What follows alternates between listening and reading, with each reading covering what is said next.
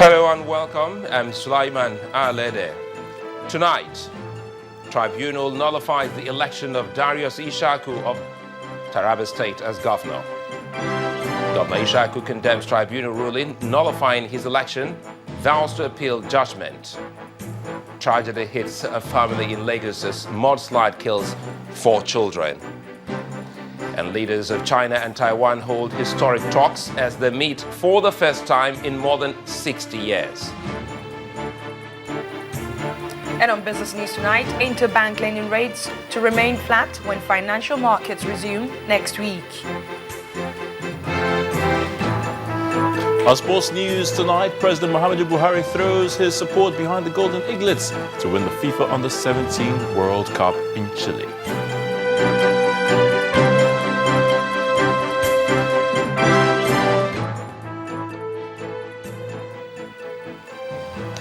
We begin tonight with the judgment on the Taraba State governorship election, which has removed Mr. Darius Ishaku of the People's Democratic Party as governor of the state. Chairman of the Election Petition Tribunal sitting in Abuja, Justice Musa Danladi, ruled that Governor Ishaku was not properly nominated as a candidate of the People's Democratic Party for the governorship election. Justice Danladi relied on the reports of the Independent National Electoral Commission, which said that the PDP did not conduct primaries for the governorship election. Accordingly, Justice Danladi returned Hajia Aisha Al-Hassan of the All Progressives Congress as the validly elected governor of Taraba State.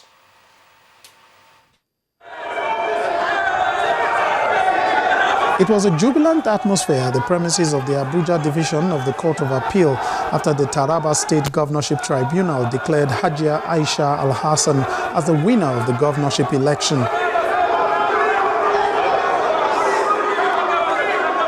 It took the tribunal over 2 hours to deliver judgment in the petition filed by the candidate of the All Progressive Congress.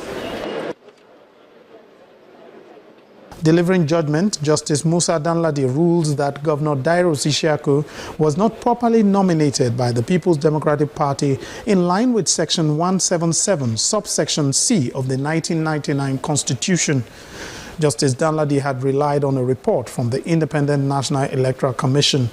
The electoral body claimed that the primary election of the PDP was conducted in violation of the law, which requests that INEC must be present to supervise and observe the conduct of the poll. We found out after the election that PDP did not conduct its primaries at all, and that the same acting governor now was not nominated, neither was he sponsored by his political party.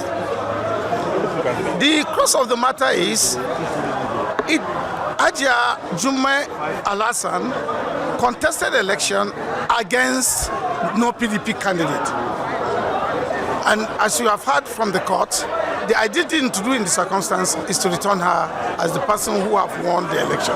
Hajia Al-Hassan, who is a minister designate, was present in court as the tribunal ordered that she be sworn in as governor, having secured the second highest vote in the April 11 governorship election. If they do appeal, the present occupant of the office that the court has found out to have been a candidate at all that should have emerged can remain in office in the interim. It will remain, just be an interim governor until if they go on appeal and the outcome of the appeal goes otherwise. The counsel to the PDP was not immediately available to make comments. However, Governor Ishaku has a 21-day window to appeal the judgment, or Hajia Al-Hassan will be sworn in as the governor of Taraba State. In the meantime, the Taraba State governor, Mr. Darius Ishaku, has been reacting to the tribunal ruling. Mr. Ishaku, who spoke to reporters in Jalingo today, says the judgment cannot stand the test of time, as it will be tested at the Court of Appeal. Governor Ishaku assured the indigents of Taraba State to remain calm and allow the courts to do their job. The action is disappointing. I'm very, very disappointed that the judge left the main issue and he dealt with a matter that is completely beyond his issue. Primaries are dealt by the party. It's not election day which we won, he affirmed. And so it's a very disappointing judgment I'm going to appeal. I've already told my lawyers to appeal. I'm a law-abiding citizen. And it's the mandate, your mandate, that you have given me freely, that I'm executing. It's not that I went and seized it from the court. So it's the people's free mandate I'm using. And I will appeal the tribunal judgment. And by the grace of God, I know that this judgment will be reversed. I want the people of the state to remain calm. And we are all law-abiding citizens. Right from my campaign, all the people have been law-abiding. Let them remain calm. Let us wait for the appeal, a response from the appeal. And I'm sure that the appeal will reverse this decision of the tribunal, which is completely unacceptable. And I will appeal to all citizens of Taraba to remain calm. Governor Ishaku's party, that's the People's Democratic Party, has described the judgment of the Taraba State Governorship Election Tribunal in favor of the Progressive Congress candidate Aisha Jumai Al-Hassan as another evidence of executive interference in the judiciary. The party said the reason given by the tribunal for arriving at a decision is intriguing and further exposes the contradictions and double standards inherent in most tribunal rulings against the PDP. Interestingly, the party did say, by the National Publicity Secretary, Olisa Metu, in a statement said that the ruling again brings to the fore the organized plan by the President Muhammadu Buhari-led APC federal government to deploy all unorthodox means to decimate the opposition.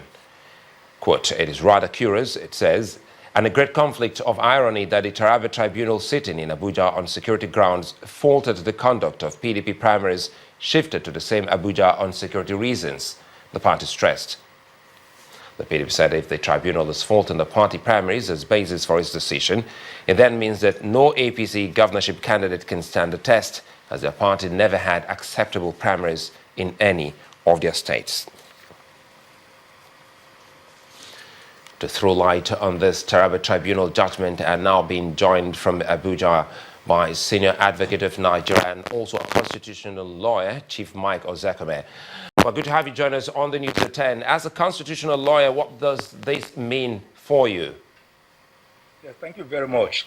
From viewers, I want to say that the judgment, like many other judgments before it, have some areas, some gray areas that can be tested at the appellate courts. And thank God the tribunal is not the last court of opinion on this issue.